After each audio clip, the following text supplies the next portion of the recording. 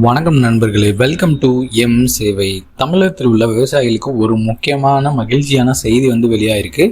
நம்ம தமிழ்நாட்டு முதல்வர் கூட்டுறவு வங்கிகளில் வாங்கியிருக்க விவசாயிகள் வாங்கியிருக்க பயிர்க்கடன்கள் தள்ளுபடி செய்து ஒரு அதிரடியான சிறப்பு அறிவிப்பை வெளியிட்டிருக்காங்க. இது யாருக்கு அப்படின்னா, கடந்த மே மாதம் 1ஆம் தேதியிலிருந்து 2025 மே 1லிருந்து 2026 பிப்ரவரி 28ஆம் தேதி வரை யாரெல்லாம் கூட்டுறவு வங்கிகளில் கடன் வாங்கி பயிர்க்கடன்களுக்காக மட்டும் இந்த தள்ளுபடி கொடுத்துருக்காங்க. இப்போ யாருக்கு எவ்வளோ தள்ளுபடிங்கிறத விவரங்கள்லாம் முதல்ல நம்ம பார்ப்போம். ஸோ விவசாயியோட கடன் தொகை குறு விவசாயிகளாக இருந்து 2.5 ஏக்கருக்கும் குறைவாக அவங்களோட லேண்டு இருந்துச்சு அப்படின்னா, அதுவும் 50,000 வரைக்கும் கடன் வாங்கியிருந்தீங்க அப்படின்னா 100% உங்களுக்கு முழு தள்ளுபடி கொடுக்குறாங்க. அதே சிறு விவசாயிகளாக இருந்து 5 ஏக்கருக்கும் குறைவாக லேண்டு வச்சுருந்து 50,000 வரைக்கும் கடன் வாங்கியிருந்தீங்க அப்படின்னா 50% தள்ளுபடி கொடுக்குறாங்க. 50,001லேருந்து 60,000 வரைக்கும் இருந்துச்சு அப்படின்னா 40,000 ரூபா தள்ளுபடி கொடுக்குறாங்க.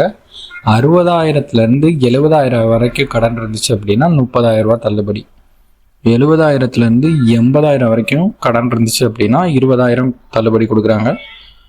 80,001லேருந்து 1,00,000 வரைக்கும் நீங்கள் கடன் வச்சுருந்தீங்க அப்படின்னா 10,000 ரூபா தள்ளுபடி கொடுக்குறாங்க. 1,00,000க்கு மேலே கடன் பெற்று சிறு குறு விவசாயிகள் மற்றும் பெரிய விவசாயிகளுக்கு 5,000 ரூபா மட்டும் நேரடி தள்ளுபடி உங்களுக்கு கொடுக்குறாங்க. இதுதாங்க. ஸோ இந்த திட்டத்தின் மூலமாக ஒட்டுமொத்தமாக 14,22,000க்கு மேலே விவசாயிகள் பயன்பெற போகிறாங்க. இதனால் அரசோட கூடுதல் செலவினம் எவ்வளோ ஆக போகுது அப்படின்னா 2,044 கோடி ரூபாய் நிதி ஒதுக்கீடு செஞ்சுருக்காங்க.